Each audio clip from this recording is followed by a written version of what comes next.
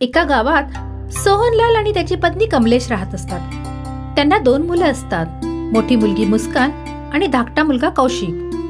सोहनलालने आपल्या मुलीला गावातील एका प्राथमिक शाळेत घातले होते. काही काळानंतर कौशिक सुद्धा शाळेत जाण्याइतका मोठा झाला.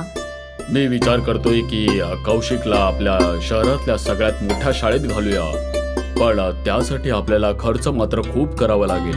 आपल्या एकुलत्या एका मुलासाठी आपल्याला हे करावंच लागेल. हो, तो आपल्या म्हातारपणाची काठी आहे. त्यावर खर्च केलेला पैसा आपल्याला व्याजासहित परत मिळेल. अहो, आपण काय पैसा सोबत घेऊन मरणार आहोत का? पण आपल्या घराण्याचं नाव कौशिकच चालवेल. ठीक आहे, मी त्याला शहरातल्या मोठ्या शाळेत भरती करतो. रोज त्याला शाळेची बस घ्यायला येईल. मुस्कान पण तिथेच बसून अभ्यास करत असते. ती त्या दोघांचे बोलणे ऐकून मध्येच बोलते. बाबा, मला सुद्धा कौशिक बरोबर त्या शाळेत जायचं आहे. आम्ही दोघं बहीण भाऊ मिळून शाळेत जात जाऊ. कमलेश, तुझी मुलगी जरा जास्तच फालतू बडबड करत असते. हो तर, माझी एकटीचीच मुलगी आहे ना, तुमची नाहीच आहे.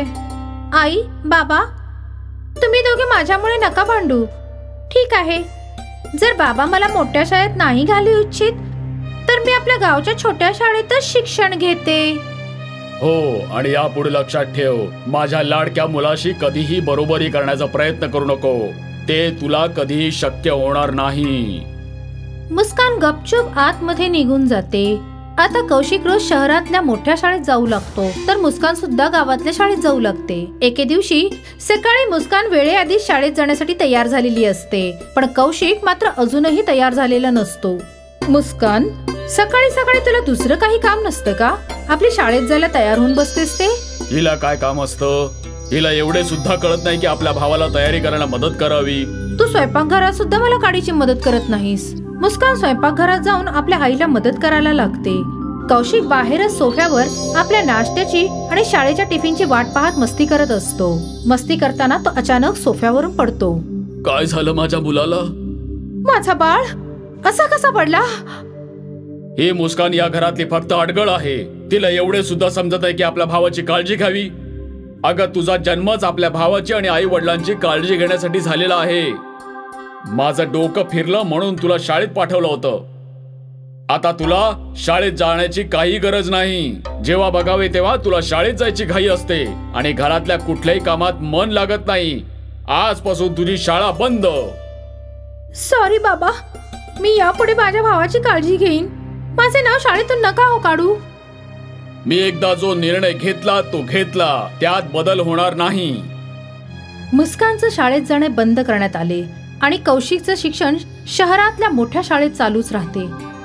काही वर्षानंतर मुस्कानचा विवाह होतो, तर कौशिक सुद्धा 12वी पास झालेला असतो. सोहनलाल बसून चहा पीत असतो, तितक्यात कौशिक तिथे येतो. बाबा, मला परदेशात जायचे आहे. मी माझे पुढचे शिक्षण आता अमेरिकेत जाऊनच करणार. बेटा, तू आम्हाला सोडून दूर जायचा विचार का करतो आहेस? ओहो बाबा, आता हा इमोशनल ड्रामा करू नका. मला परदेशात जाऊन माझे भविष्य घडवायचे आहे. बाळा, मी माझे पूर्ण आयुष्य तुझे भविष्य घडवण्यासाठीच घालवले आहे. मी तुझे वाईट कधीच चिंतणार नाही. पण तुला परदेशात पाठवण्यासाठी आता माझ्याकडे पैसेच उरले नाहीत. कारण मी जे काही पैसे कमवले होते ते तुला चांगल्या शाळेत शिकवण्यावरती खर्च झाले आता. पण अमेरिकेचा तुझा खर्च मी कुठून करू ते मला माहित नाही. तुम्ही आधीपासूनच तुमचा वैयक्तिक खर्च कमी करून माझ्यासाठी बचत करायला हवी होती. आता ही तुमची चूक आहे, माझी नाही. आता वाटल्यास हे घर विका, पण मला अमेरिकेत पाठवा. सोहनलाल आपल्या मुलाच्या प्रेमापायी शरण जातो आणि आपले घर विकून आलेले सगळे पैसे ते कौशिकला देतो. नंतर असाच काही काळ तो आपल्या पत्नी कमलेश सोबत एका भाड्याच्या घरात राहतो आणि मुलगा परत येईल याची वाट पाहतो, पण तो परत येत नाही.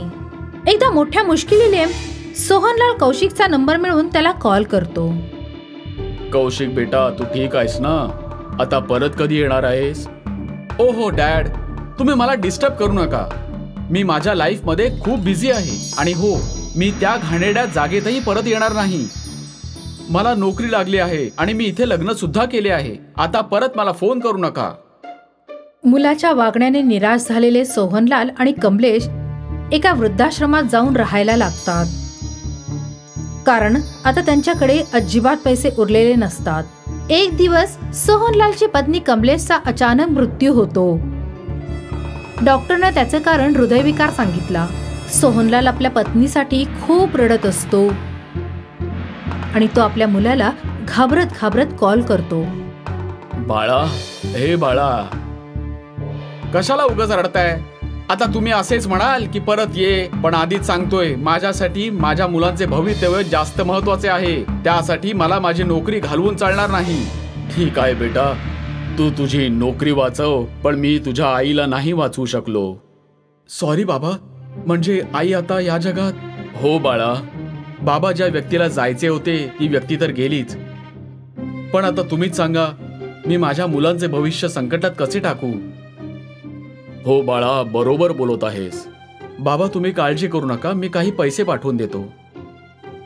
राहू दे, आम्ही वृद्धाश्रमात राहत होतो, मला तुझ्या पैशांची गरज नाहीये.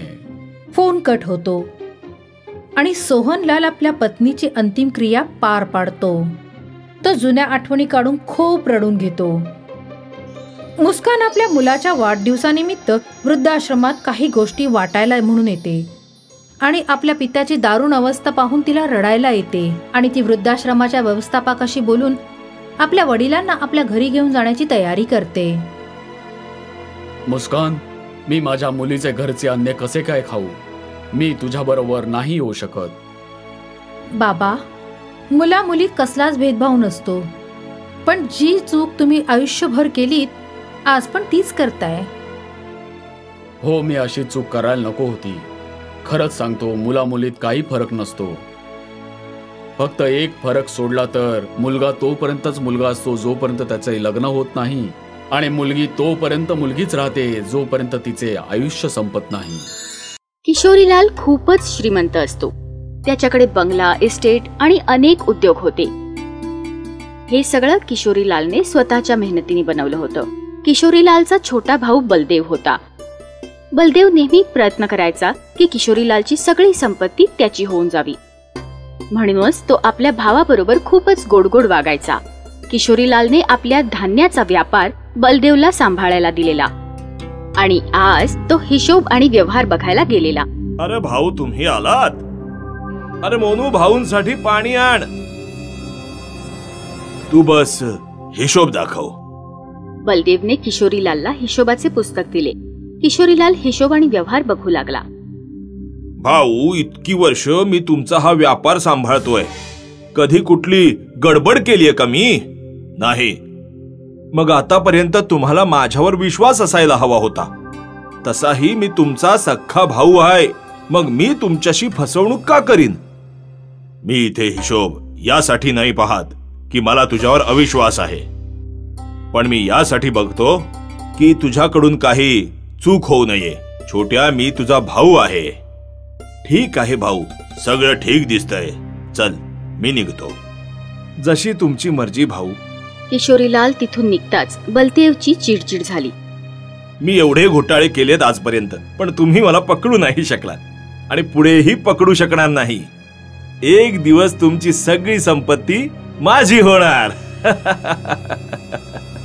इथे बलदेव किशोरीलालच्या संपत्तीवर नजर ठेवूनच बसलेला होता आणि तिथे किशोरीलालने आपली सगळी मालमत्ता आपली मुलगी नंदिनीच्या नावे केली होती.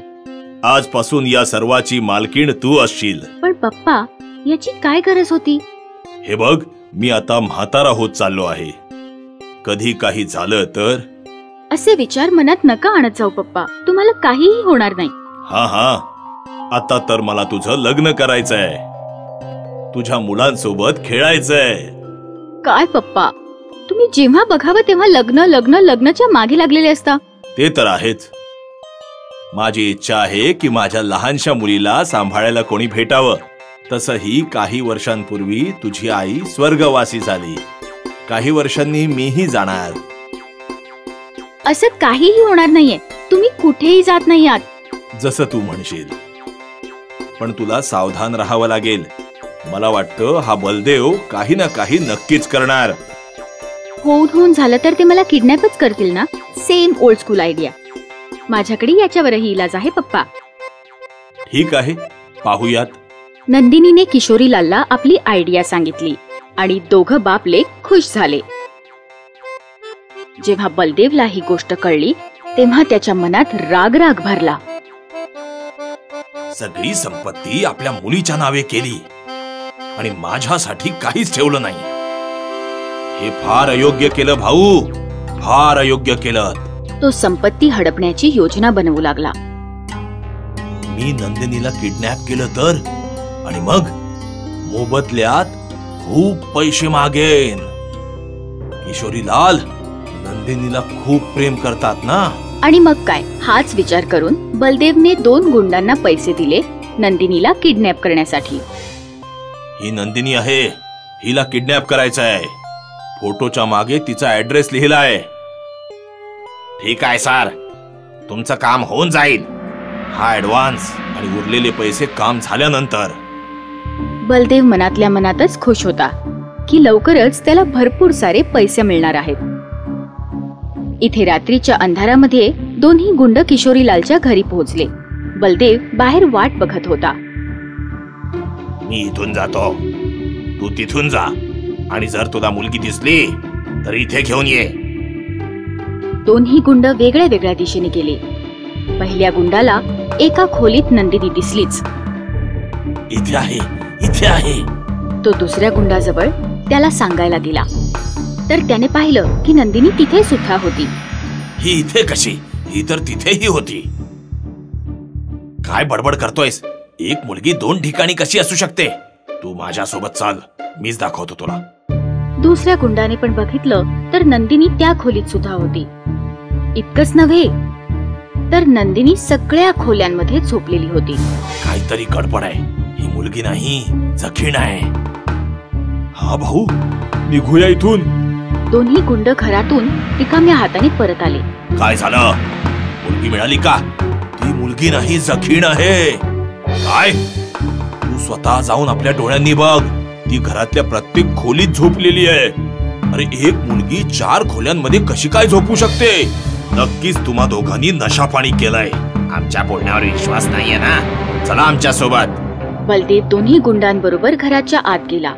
तिथे एक एक करून गुंडांनी बलदेवला 4 नंदिनी दाखवल्या. दुसरी पहा, तिसरी पहा, आणि ही चौथीही पहा. मला तर वाटतं ही मुलगी नाही, एक जखीण आहे. बापरे, काहीतरी गडबड आहे. सर्वत्र नंदिनी कशी काय असू शकते? यापैकी असली नंदिनी कुठली असणार? तेव्हाच सगळ्या घरातले दिवे ऑन होऊन जातात आणि मागून किशोरीलाल आपल्या गार्ड्सच्या बरोबर आत पोहोचतो. बलदेव, मला आधीपासूनच तुझ्यावर संशय होता, म्हणून मी तुझ्यासाठी हा डाव रचला होता. किशोरीलालच्या गार्ड्सनी त्या दोन्ही गुंडांना आणि बलदेवला पकडलं. विचार करत असशील ना, यापैकी खरी नंदिनी कोण आहे? हा. तेव्हा किशोरीलालने एक बटन बंद केलं आणि लगेचच 3 खोल्यांमधून नंदिनी गायब झाली. जखीण अदृश्य झाली. जखीण अदृश्य? ती कोणी जखीण नाही आहे. माझी मुलगी नंदिनी आहे. ती एक मेकॅनिकल इंजिनियर आहे. आणि जे तुम्ही पाहत होता ते तिने बनवलेलं 3D प्रोजेक्शन होतं. ती झोपलेली एकाच ठिकाणी, पण ती तुम्हाला 4 ठिकाणी दिसत होती. समजलं? बलदेव, मला ठाऊक होतं की तू लालची आहेस, म्हणूनच अशी नीच हरकत करू शकतोस. पण इतक्या लवकर जेलमध्ये जाशील हे मला कधीही वाटलं नव्हतं. तुझी खरी जागा तर जेलमध्येच आहे. किशोरीलालने बलदेवला पोलिसांच्या हवाली केलं आणि त्या दोन्ही गुंडांना पण. आज नंदिनीच्या समजूतदारपणामुळे सगळं काही नीट झालं.